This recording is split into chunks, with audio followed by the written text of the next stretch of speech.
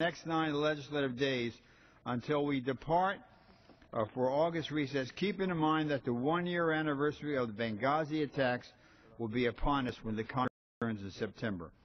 It is also noteworthy that there does not appear to be a single hearing on Benghazi scheduled in any committee between now and the 1-year anniversary. That is why, in the absence of public hearings to address these questions, I am raising them on the House floor this month. On Tuesday, I raised the question of why none of the Benghazi survivors, whether State Department, CIA, or private security contract employee, have testified publicly before Congress. Yesterday, I asked about whether there had been any intelligence failures in the vetting of the Libyan militias who abandoned the Americans at the consulate as the assault began.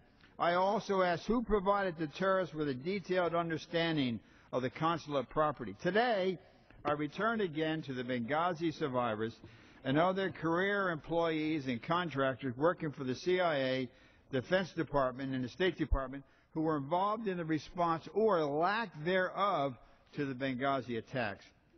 According to trusted sources that have contacted my office, many, if not all, of the survivors of the Benghazi attacks, along with others at the Department of Defense and CIA, have been asked or directed to sign additional non-disclosure agreements about their involvement in the Benghazi attacks. Some of these new NDAs, as they call them, I've been told, were signed as recently as this summer.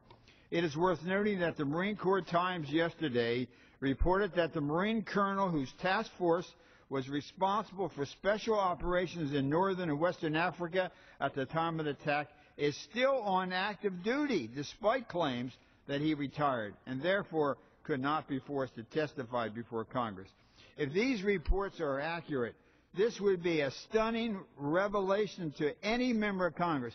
Any member of Congress that finds this out, and also, more importantly, to the American people. It also raises serious concerns about the propriety of the administration's efforts to silence those with knowledge of the Benghazi attack in response. So today, I ask, how many federal employees, military personnel, or contractors have been asked to sign additional non-disclosure agreements by each agency? And do these non-disclosure agreements apply only to those undercover, or have non-covert State Department and Defense Department employees been directed to sign them too? Later today, I'll be writing the CIA, Defense Department, State Department to ask for a list of all of their personnel or contractors who have been required to sign original or additional NDA relating to Benghazi. Perhaps through a list of all the employees that have signed the NDAs relating to Benghazi, we may finally develop a witness list to subpoena for eyewitness testimony to learn what happened that night where we lost 4 American lives.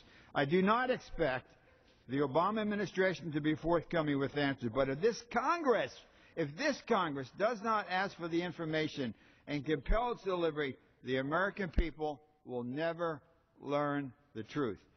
Any federal employee or contractor who has been coerced into silence through a non-disclosure agreement should expect the Congress to speak out on their behalf and compel their voice to be heard. That is why I, along with 159 of my colleagues, support a select committee to hold public hearings to learn the truth about what happened that night in Benghazi. I say to any colleague who is not on our resolution, if you are not on our resolution, please get on so we can find the truth for the American people. And I yield back the balance of my time. The gentleman yields back. The chair recognizes the gentleman from New Mexico, Mr. Lujan, for 5 minutes.